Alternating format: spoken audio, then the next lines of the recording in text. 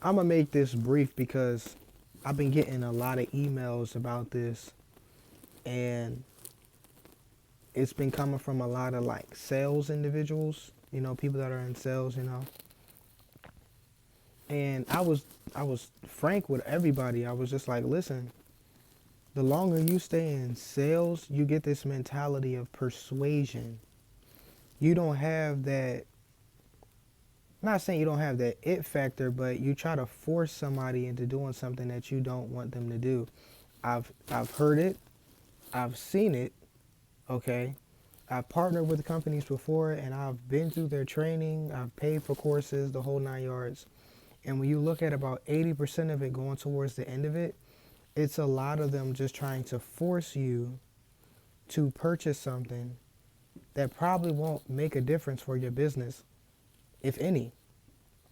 All of those 21 steps to this and 10 steps to that, and you know all that stuff. And I'm just like, if someone says that they don't want it, I'm not saying that you got to give up on the first time they say it. You can have at least a minimum of 3 rebuttals. But once you get to that third one, there's no point in you sitting there trying to convince, persuade that individual that that is something that they want. If they don't want it, they heard your pitch, okay? They went through the first rebuttal, the second rebuttal, the third rebuttal. Bro, hang it up. Hang it up. Now you out here looking like a fool because you're allowing the business owner to know, well, maybe don't have a whole lot of clients, because now you just fishing, because you just trying to like push a product onto somebody that's telling you that they don't need it. Okay? This is why I got out of the digital space, because, and I'm not knocking the digital space, there's a lot of great people in the digital space, but at least the people that I was partnered with, and even how I felt myself at one point, when you have to reach a goal, you end up not caring. You care less about the person and more about the product. And that's where you begin to get confused. Because the minute you start caring about the product and less of the person that you're speaking to, and you're looking at them as a prospect and not a person with a beating heart, caring for them and their business, then you're like a robot when you kind of think about it. You're just trying to chase a goal to try to get them to pull out a credit card and pay for something that they don't need or they just don't want. There are some people out here, believe it or not, that you cannot close because they don't want it. You just caught them at a time where they do not want what it is that you have to offer. It's really interesting to me when I hear a lot of these sales individuals, these sales gurus or whoever, right?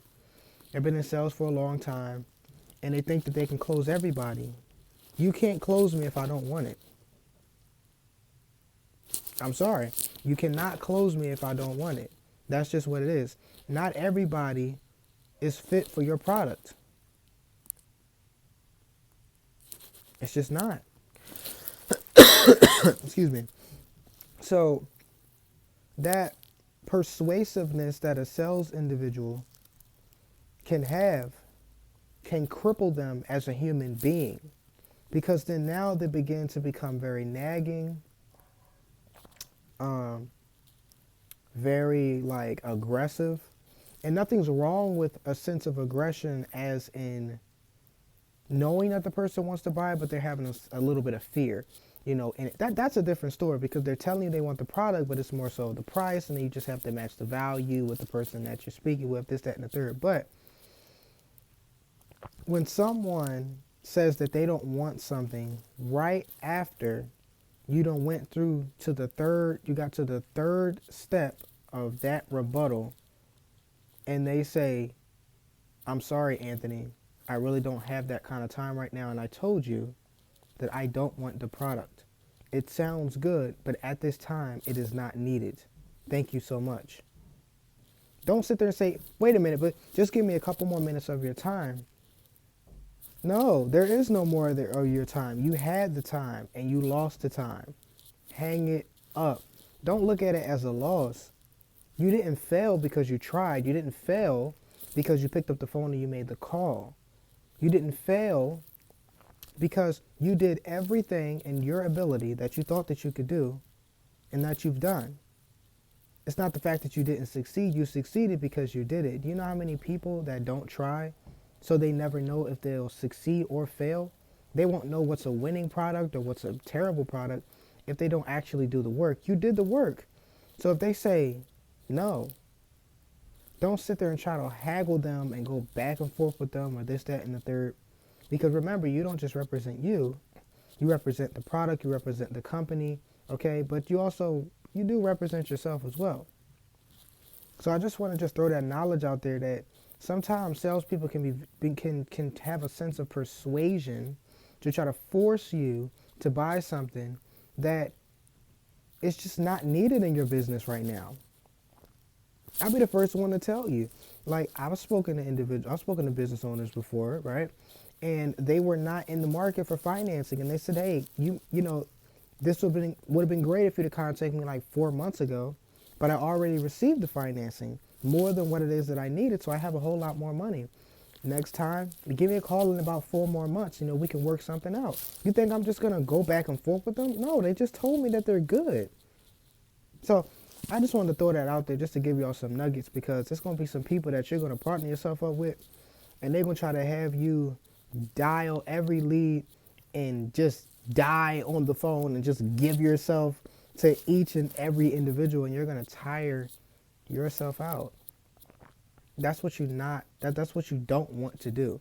You don't want to become that person working 12 hours a day, you know, persuading someone to get something that they don't even need, especially if they told you that. So you might want to lose the persuasion, okay, and put a little concern and love in your heart for the people that you're speaking to, with the added value, okay, of what you're talking about to them.